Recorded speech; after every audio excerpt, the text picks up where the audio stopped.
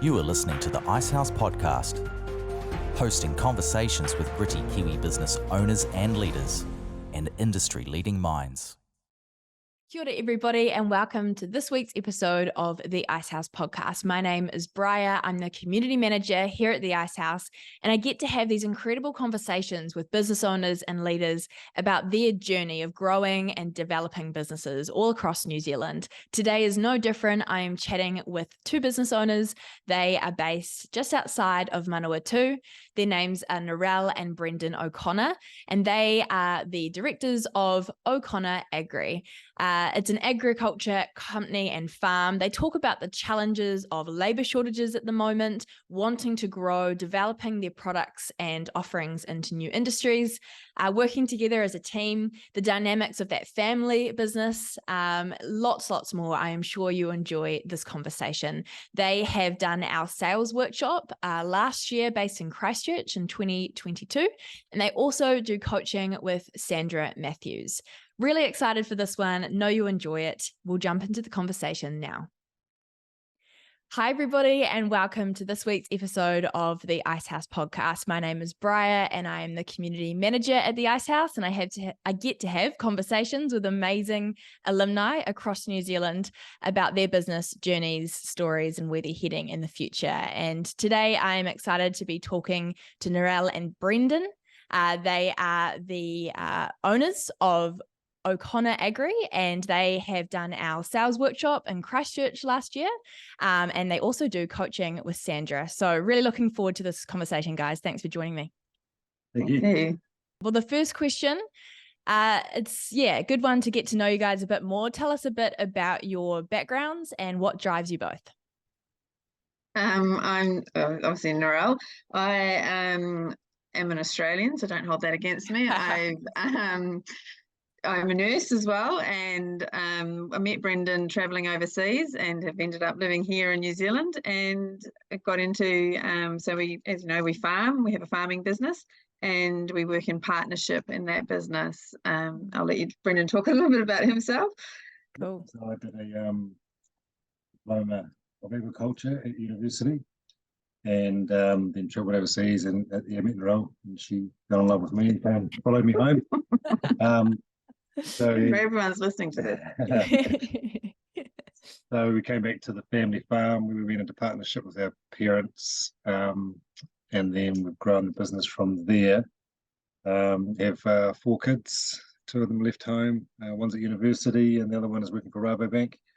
And we've got 2 at high school still, 1 to finish this year. So that's sort of pretty much what we've got. We're running, doing a bit of cropping, and running about 150 to 200 head of cattle at any one time. And in terms of, I always find this really interesting, the dynamic of, the partnership in business and partnership in life. What would you say you both take on in terms of your roles within the businesses?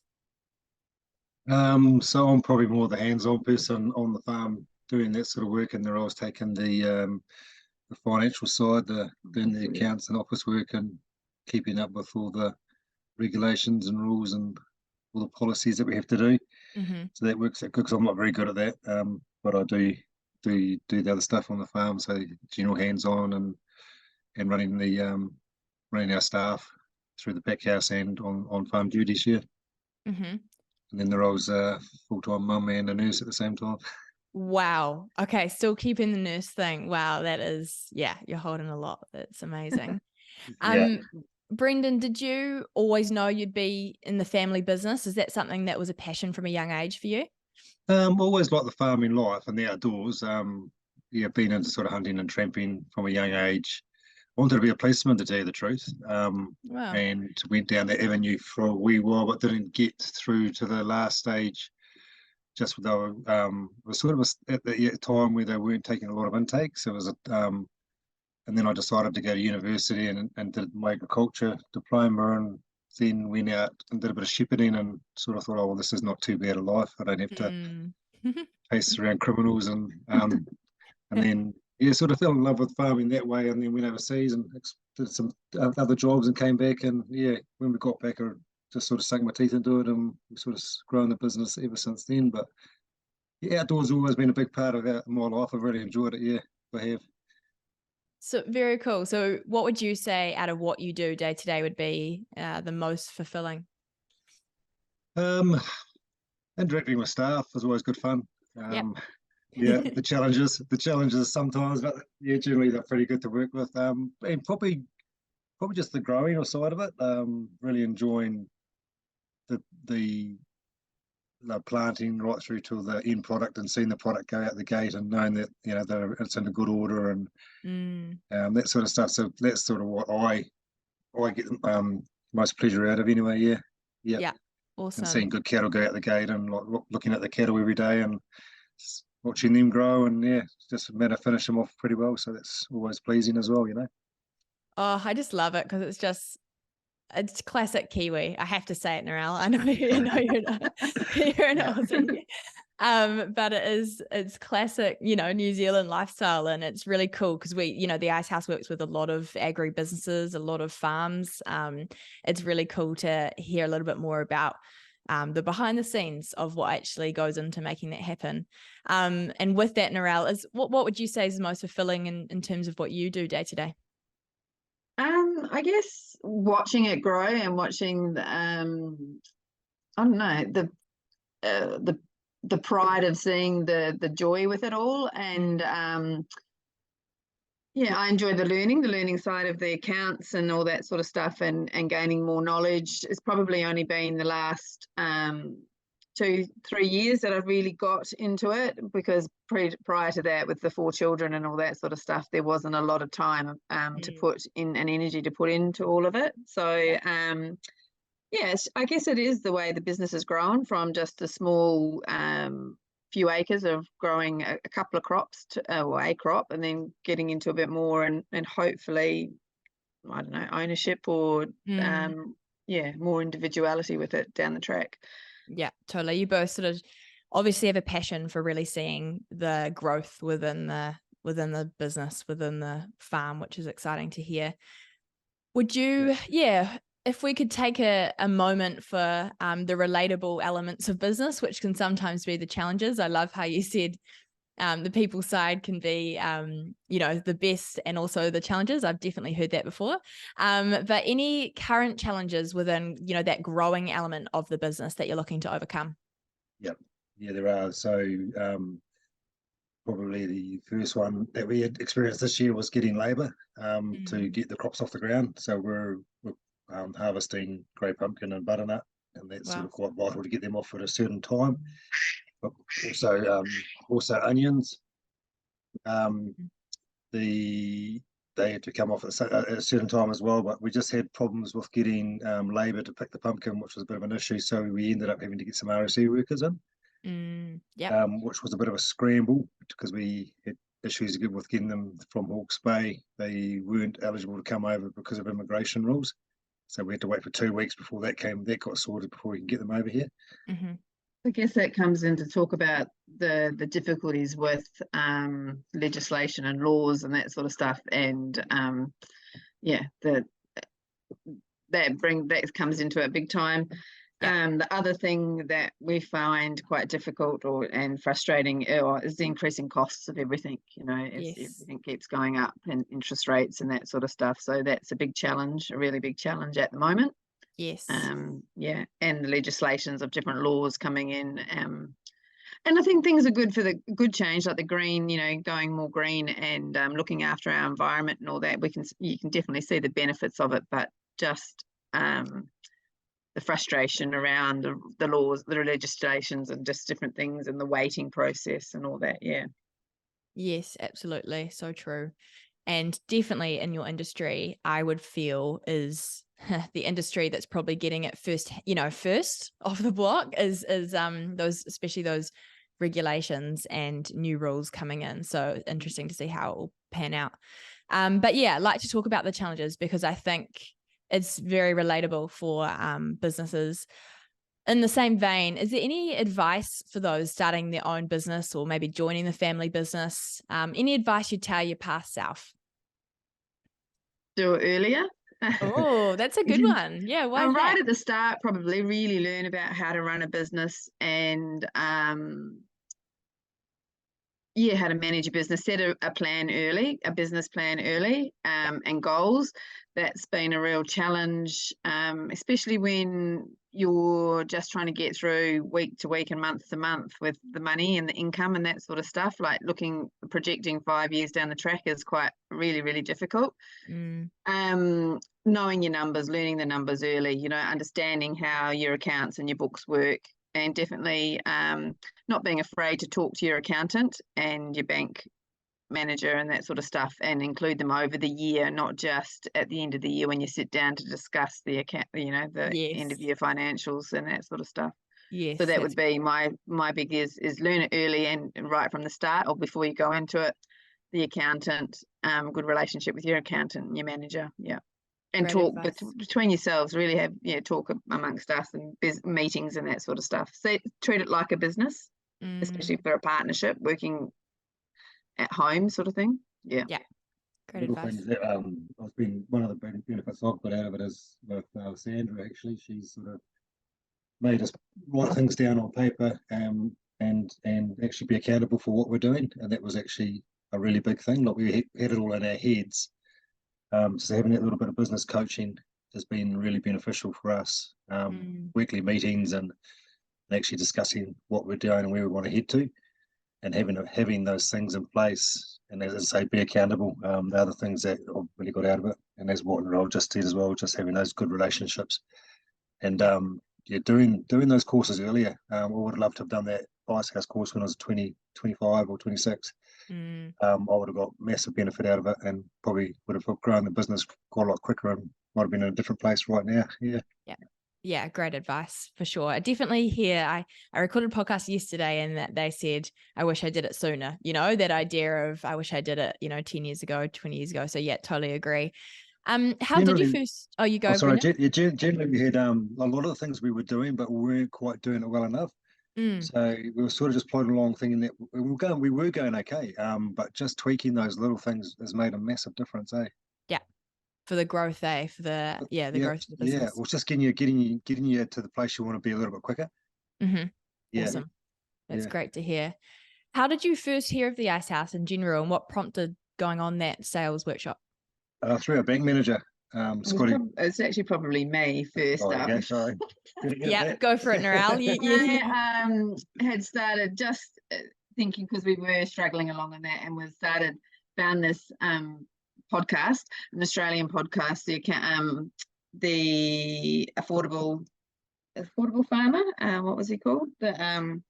Still on my piece of paper.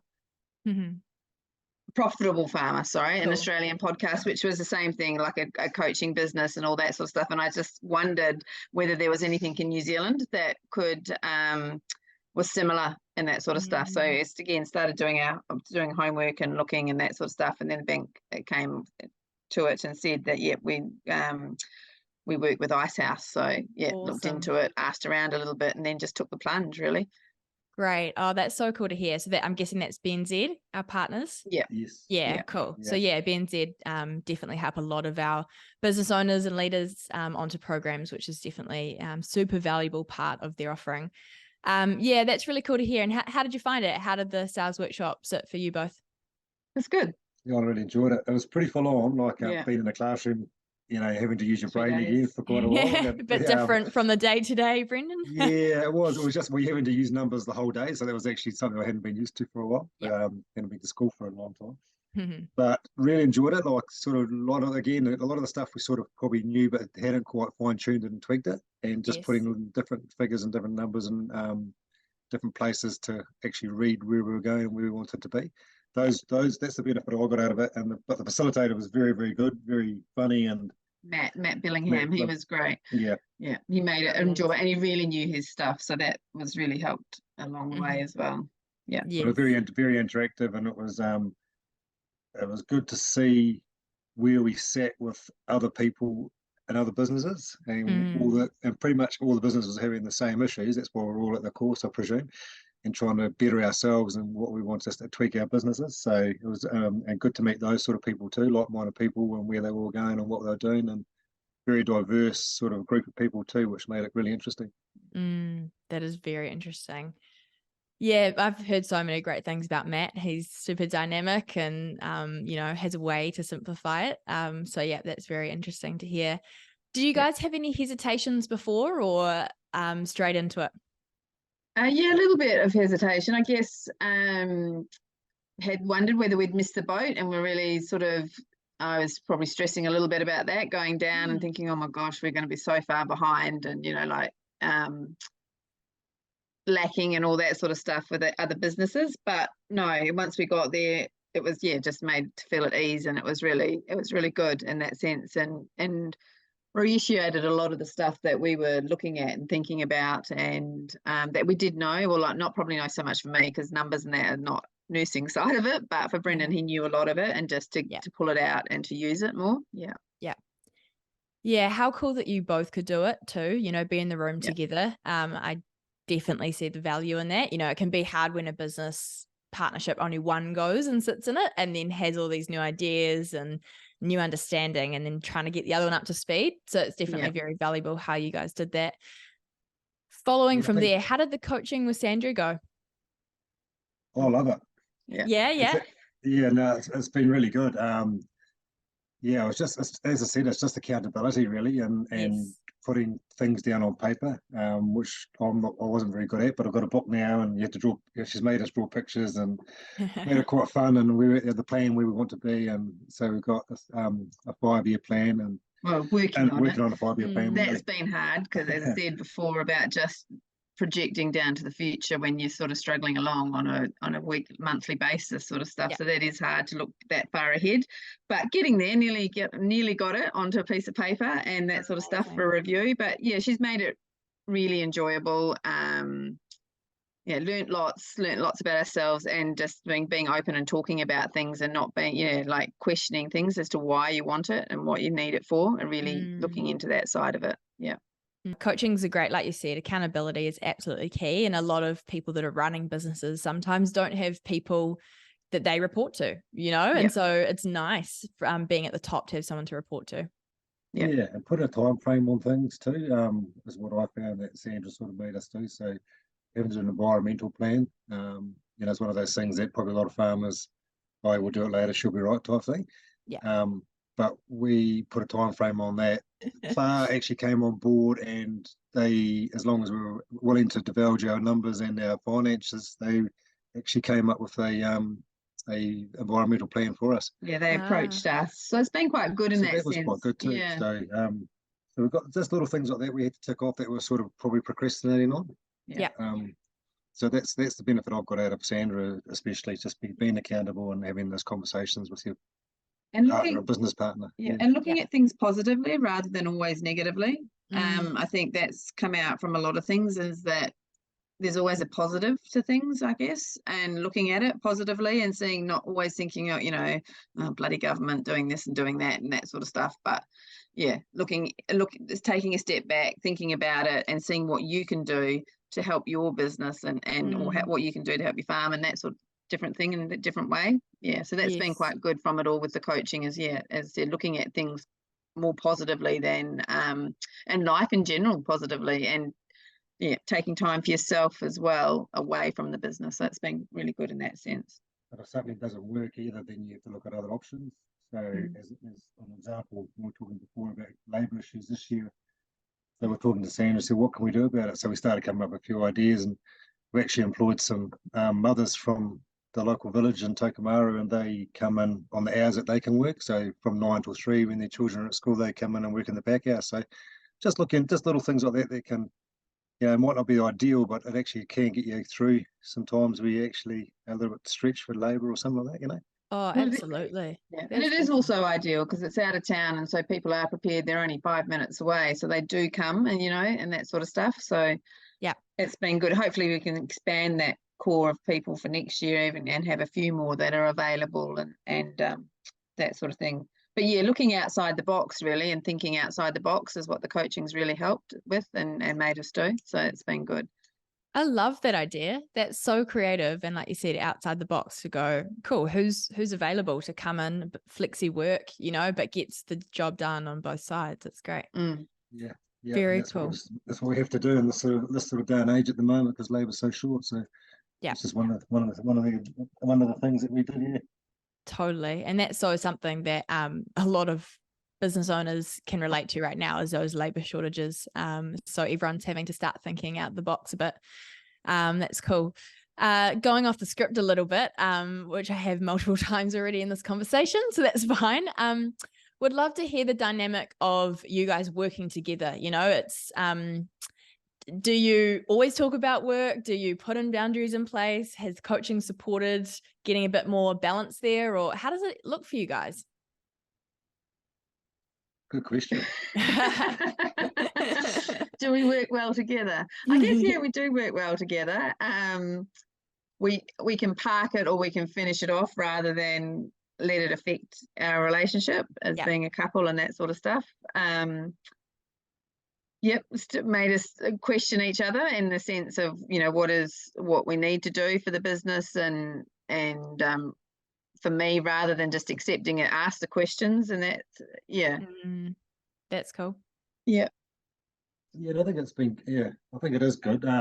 Narelle's got full confidence in Narelle doing the books, and we have those meetings, and she sort of sees where we're at and tells me if I can spend money or I can't. Because I sort of come up with the ideas and think I can go and spend money when I want to, but I'll pull back into line, but that's fine. But we have a good balance. Like Narelle does a lot of coaching as well for hockey, and try and we have an outside, like a lot of good outside life. And the coaching's really helped with that, making us put that into our plan, stopping and actually making sure that we do have time away from the farm and the business and that sort of stuff, which is really, really good. And then you can just switch off, make sure things that you do, get away from it all and